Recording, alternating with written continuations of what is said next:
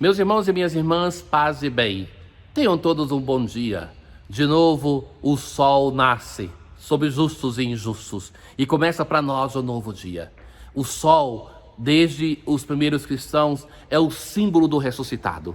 É o Senhor que, nos tocando com a sua luz, Ele anuncia para nós. Ele ressuscitou. E essa ressurreição é para trazer vida nova para todos, para cada um de nós, para vencer a nossa dor, a nossa tristeza, as nossas interrogações e angústias em um tempo de pandemia, para nos libertar de tudo isso. Não que isso não seja importante, o Senhor reconhece o nosso sofrimento, Ele sofreu, mas para anunciar que existe uma esperança, existe uma vida nova que vai além de tudo isso, e por isso nós estamos aqui de novo para professar a nossa fé, para escutar a sua palavra, para que sejamos transformados. Na leitura de hoje, que nós continuamos a ler a segunda carta de São Paulo aos Coríntios, aos nossos irmãos na fé que estão naquele mundo que era um mundo grego, um mundo de tradição pagã e que se converte ao cristianismo. Irmãos, quem semeia pouco, colherá também pouco, e quem semeia com largueza, colherá também com largueza. Paulo retorna ao tema e insiste sobre aquela coleta para a igreja de Jerusalém. Como todo pastor, ele sabe que o bolso é o órgão mais sensível do corpo humano, que as pessoas muitas vezes querem frequentar a igreja e não têm uma corresponsabilidade de pensar que para manter toda a casa de Deus nós precisamos de pessoas que economicamente colaborem. Porque não existe um fundo sem fim que a igreja possa recorrer para se manter, que não seja aquele que é da comunidade. Então, a comunidade cada membro, é a soma dos membros, a união de todos em torno de Cristo. Então, que para isso Paulo, como o zelo de um pastor, de um pároco, tem que estar ali incentivando a comunidade para colaborar. Então faz parte dos ossos do ofício e que Paulo também tem que se submeter a isso. Mas ele vai dizer assim: dê cada um conforme tiver decidido em seu coração. Já antes ele fala que apela à generosidade. E agora espera que seja o quê? Cristãos maduros que decidam isso. Irmãos meus, eu insisto em uma coisa, que a grandeza do pontificado do Papa Francisco é aquela de crer em uma igreja que seja madura. Os seus documentos levam muito a igreja a isso, de ter cada um diante de Deus um discernimento. Então, que esse discernimento diz respeito a como viver a própria vocação, a como viver a vocação matrimonial.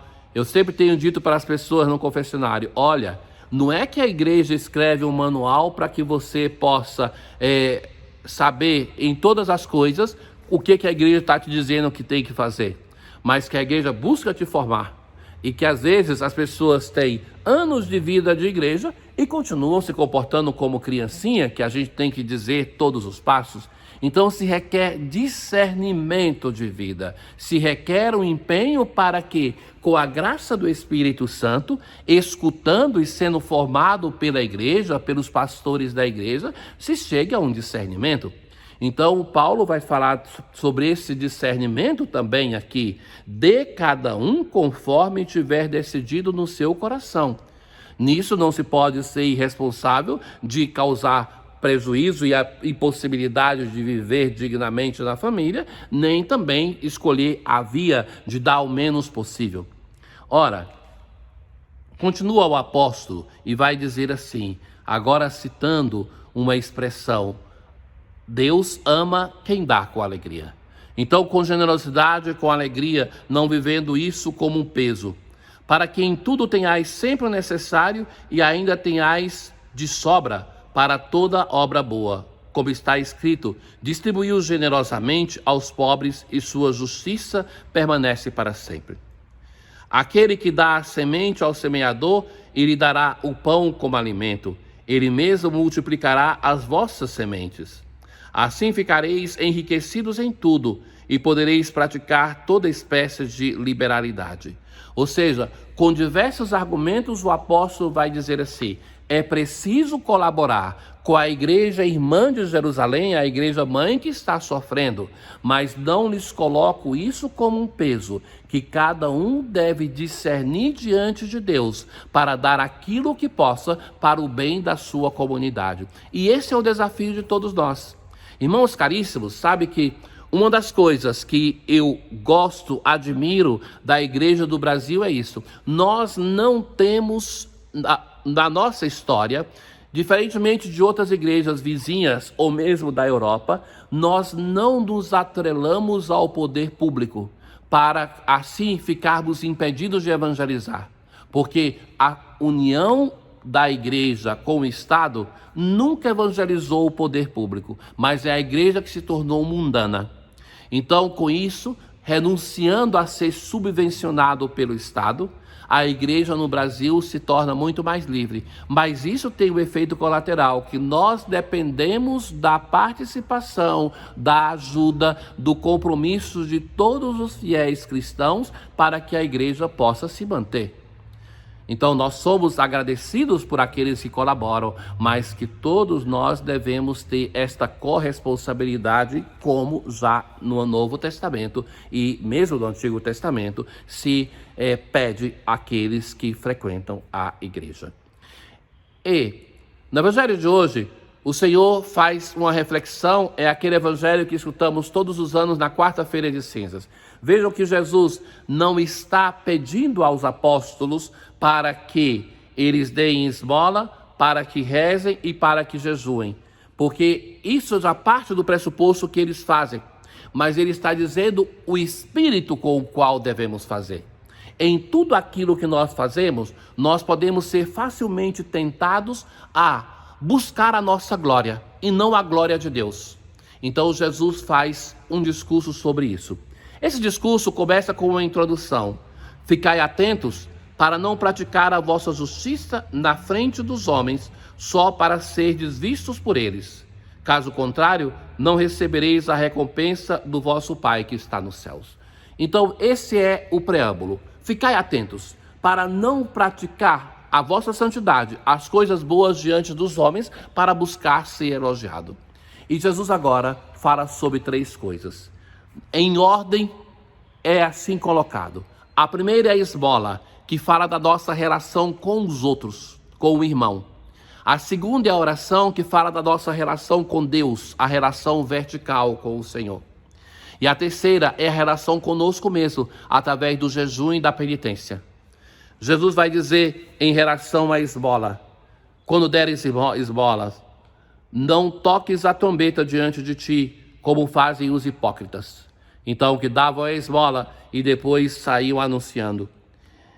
Fazem isso nas sinagogas e nas ruas, para serem elogiados pelos homens.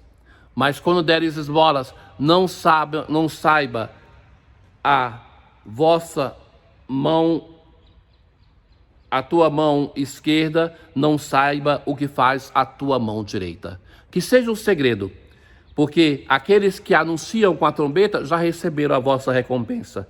E assim o teu Pai, que vê o que está oculto, te dará a recompensa. A segunda coisa que Jesus muitas vezes faz no Evangelho, de retirar-se sozinho em segredo para rezar.